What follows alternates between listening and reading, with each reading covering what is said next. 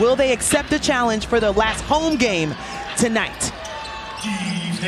As we get things started, Rachel Banham off the deck and blocked right away by Allisha Gray. Both of those players are out tonight, so that's a boost for Atlanta. Not to say that they can't be beat, but it helps them out a lot defensively. And on the other side, how about Jordin Canada? Of course, even early on in the season, losing Elizabeth Williams due to the knee, Angel Reese out because of the wrist.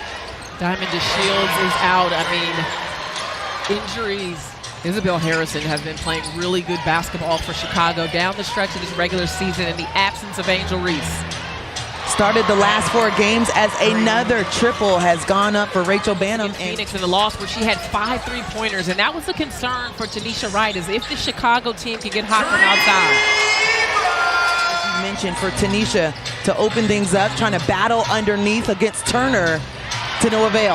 Yeah, she's held her own, but Brianna Turner has been playing with pace in the half court. We know it's important for Atlanta to get out in transition, but they also need to move with purpose in their half court offense. Allen blocked by Jordin Canada, but it finds the hands of Isabel Harrison for 2. Man, that was just a lucky.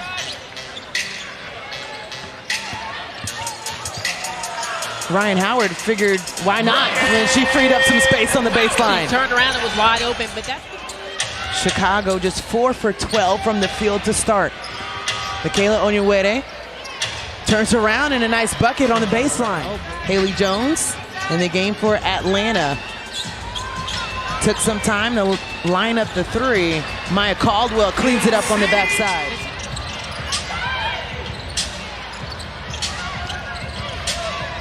Up and under by Haley Jones. Count the bucket. And even off of their defense, getting stopped and getting out and running. Dana Evans working her way on the inside. She can do that. For the Sky off of the bounce. Got to protect the paint. Ryan Howard dishing it to Lorella Kubai for her first bucket of the game. And she finds Kubai with 9 on the shot clock. Beautiful move underneath. You can count the bucket as well. Nice move for Lorella. Atlanta has to adjust their scheme against Chicago, where Chicago has to figure out what they look like, too, without primary key people on the floor. I just did not love seeing Allisha Gray come down. I'm glad she's okay, but that's a little zone-looking defense here by Chicago. And Atlanta picking it apart. The emphasis has been to try and get it in the paint, but Chicago just can't find that rhythm offensively. Point forward. Okay. Take it all the way, Tina. As he's staring at the officials running back. Jordin Canada pushing on the inside. It is pinpoint for Atlanta as they have their biggest lead. 6 on the shot clock out of the break, and they get their second field goal of the quarter. That comes Turner at her season high in points. That's what she had against Washington. She also had 4 against Atlanta, and the up-de-doo by Allen. I am a Lindsay Allen. Less than 5 minutes to play in the first half. Tina Charles asking for it in the rim. No double, and the bucket comes straight after. So Atlanta looking for an advantage. Gray at the rim, just rims out. Tina taps it to herself, can't connect. Gray gets it back. Gray gets it in, and Atlanta extends their lead 38-21. Biggest lead for Atlanta at 17. Under 3 minutes to play. Michaela tried to Euro on the inside and won.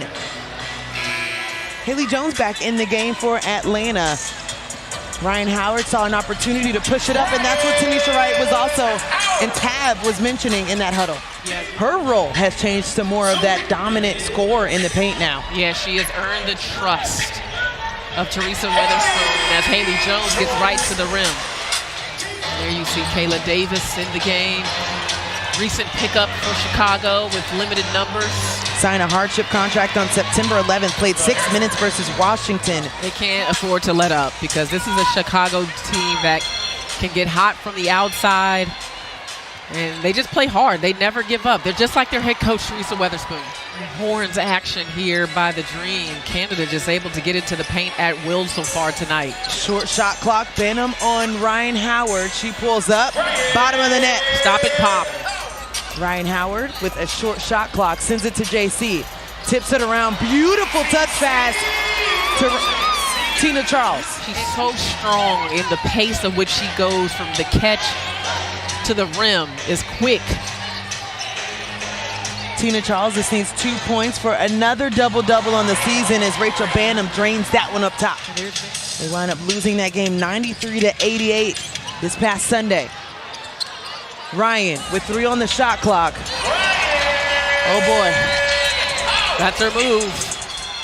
Finds the hands of Ryan Howard. Maya Caldwell will check in at the next dead ball as Ryan Howard found a way to get it off the glass and good.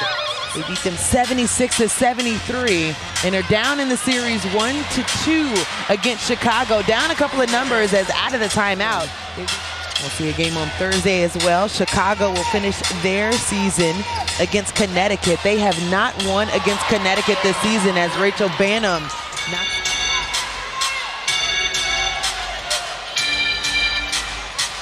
Lindsay Allen takes the bump, gets the look at the rim.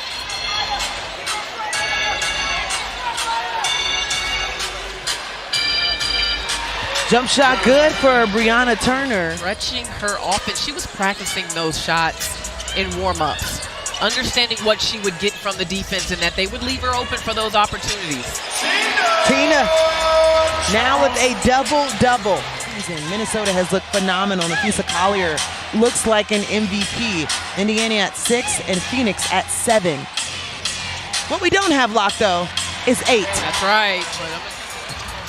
This is the pace that Tanisha Wright said she wanted her team to play with as the dish underneath from Gray connects for TC. She said it's the points we're giving up off of them is what needed to change right now. That's just at 6 points. Yeah, they've taken good care of the ball. Ouch.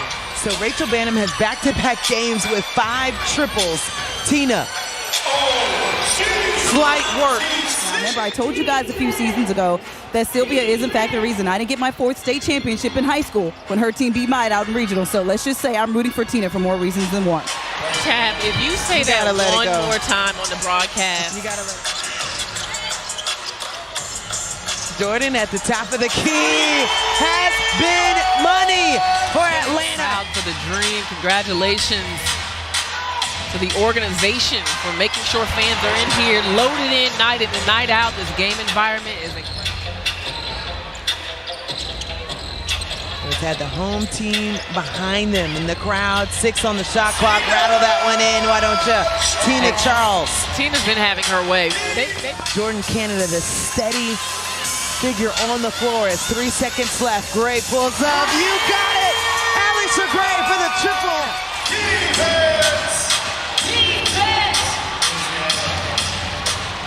Another rim bucket. We are packing to go to New York, and we are packing our bags to stay in New York to play the Liberty. Oh my goodness, Tanisha Wright almost ran across half court. Keep me honest. Naz Hillman just ripped that out of the air. Can Ryan connect? You've got it!